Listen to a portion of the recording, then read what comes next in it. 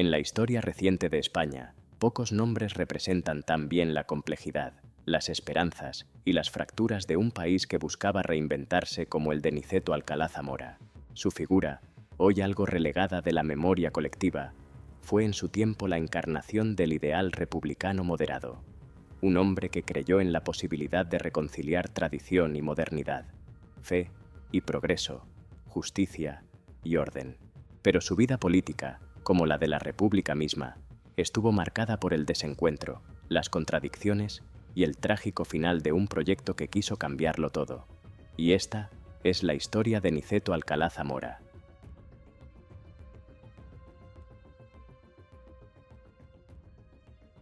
Niceto Alcalá Zamora nació en Priego de Córdoba, Andalucía, en 1877, en el seno de una familia acomodada y profundamente católica.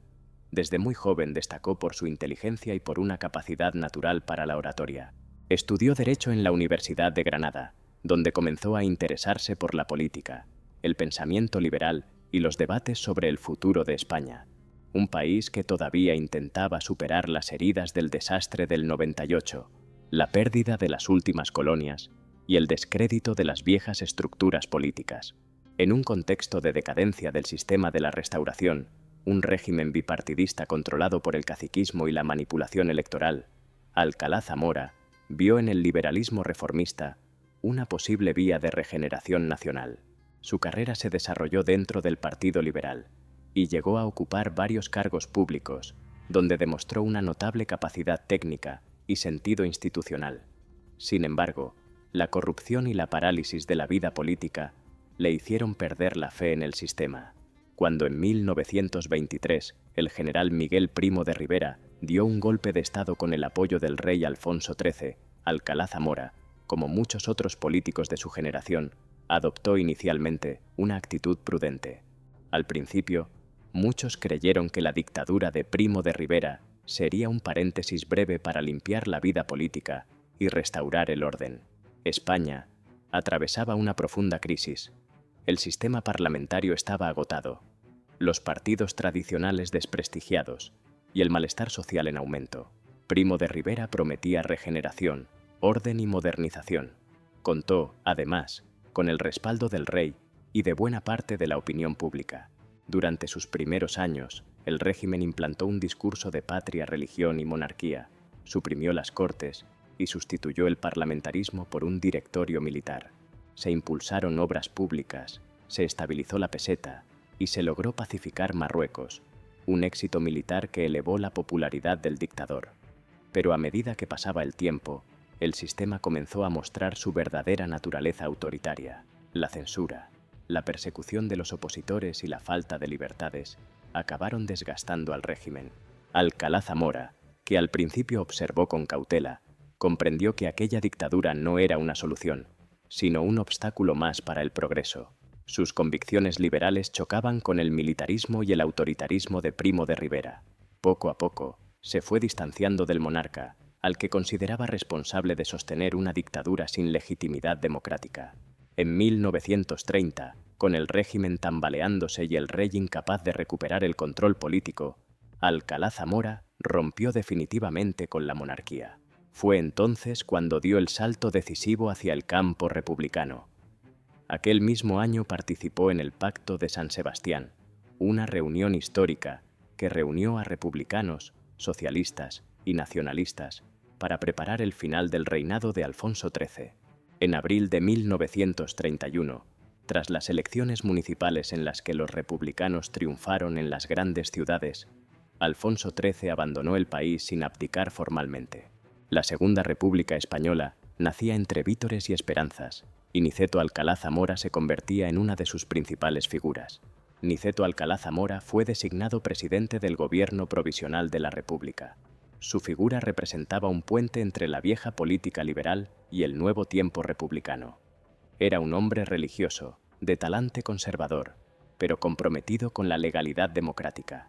Para muchos, su presencia era una garantía de que la República no sería una ruptura caótica, sino una transición ordenada hacia un nuevo modelo de Estado. El gobierno provisional estaba formado por una coalición diversa: republicanos, socialistas, intelectuales y reformistas. Todos coincidían en la necesidad de regenerar España, aunque sus visiones diferían. Las prioridades eran inmensas: redactar una nueva constitución, reorganizar el ejército, abordar la cuestión territorial con Cataluña, reformar la educación y la propiedad agraria, y redefinir las relaciones con la Iglesia.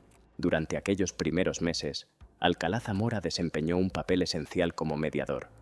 Su objetivo era mantener la unidad del movimiento republicano y evitar que las tensiones internas destruyeran el nuevo régimen antes de consolidarse.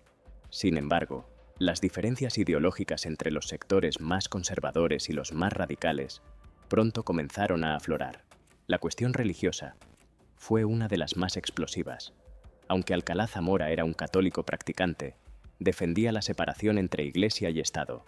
No obstante, las medidas anticlericales impulsadas por algunos sectores republicanos, como la expulsión de órdenes religiosas o la disolución de la Compañía de Jesús, lo pusieron en una posición incómoda.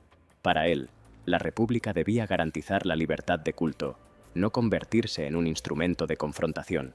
En paralelo, el país vivía un profundo proceso de cambio social. Los sindicatos presionaban por reformas agrarias, los nacionalismos periféricos exigían autonomía, y los sectores conservadores temían una revolución. En medio de ese escenario, Alcalá Zamora intentaba mantener el equilibrio, aunque sabía que la República estaba llena de tensiones latentes. A finales de 1931, la nueva Constitución republicana fue aprobada. Era un texto avanzado para su tiempo. Establecía el sufragio universal, la libertad de conciencia, la igualdad ante la ley y el Estado laico. Sin embargo, también marcó el inicio de las divisiones más profundas. Alcalá Zamora, que consideraba que el texto atacaba en exceso a la religión, dimite como presidente del gobierno poco después de su aprobación, demostrando una vez más su sentido de coherencia personal. Su renuncia, sin embargo, no significó su salida de la vida pública. Poco después, fue elegido presidente de la República, el más alto cargo del Estado, con la esperanza de servir como árbitro neutral entre las facciones en pugna. A partir de entonces, su papel sería el de intentar preservar la estabilidad de un país que se adentraba, lentamente, en uno de los periodos más turbulentos de su historia. En 1933, tras una serie de huelgas, enfrentamientos y crisis ministeriales, Alcalá Zamora decidió disolver las Cortes y convocar nuevas elecciones. Su decisión fue polémica. Muchos lo acusaron de interferir en el juego político, pero él argumentó que el sistema necesitaba recomponerse. A su juicio, el gobierno de Manuel Azaña había perdido legitimidad y el Parlamento ya no representaba la voluntad popular. Las nuevas elecciones dieron la victoria a la Confederación Española de Derechas Autónomas, la CEDA, liderada por José María Gil Robles, y al Partido Radical de Alejandro Lerroux. Alcalá Zamora intentó evitar que la CEDA entrara directamente en el gobierno, temeroso de que su llegada al poder desatara una reacción violenta. En octubre de 1934, cuando la CEDA finalmente logró ministros en el gobierno, estalló una rebelión obrera en Asturias y en Cataluña. El levantamiento fue duramente reprimido por el ejército, dirigido entonces por oficiales que más tarde serían figuras clave en la guerra civil, como Francisco Franco. La violencia y la represión dejaron miles de muertos, y la fractura entre las dos Españas se volvió casi irreparable.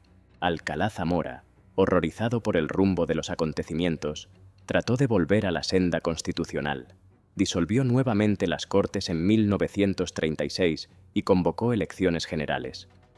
Creía que un nuevo parlamento podría devolver la estabilidad, pero el resultado fue lo contrario.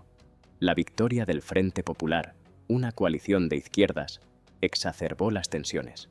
El país estaba al borde del colapso. Los nuevos diputados, resentidos con el presidente por su continua intervención política, decidieron destituirlo en abril de 1936. Lo acusaron de haber disuelto las Cortes de forma arbitraria, violando la Constitución. Pocos meses después, en julio de 1936, estallaría el golpe militar que dio inicio a la Guerra Civil Española. Desde el exilio, Alcalá Zamora asistió con tristeza a la destrucción de todo aquello por lo que había luchado. Ni la monarquía que había rechazado ni la república que había defendido parecían ya posibles. España se precipitaba hacia la tragedia. Tras su destitución en 1936, Niceto Alcalá Zamora abandonó España poco antes del estallido de la Guerra Civil. Pasó por Francia y más tarde se estableció en Argentina, donde vivió sus últimos años alejado de la vida política. Durante el franquismo, su figura cayó en el olvido. Para unos, fue un político tibio e indeciso. Para otros, un hombre que intentó mantener la legalidad en tiempos imposibles. Murió en Buenos Aires en 1949, sin poder regresar a su país. Décadas más tarde, con la transición democrática, su papel fue revisado con una mirada más justa, la de un republicano moderado que buscó la reconciliación y el equilibrio en medio del caos político. Si el video te gustó, dale me gusta y suscríbete. Nos vemos en el próximo video.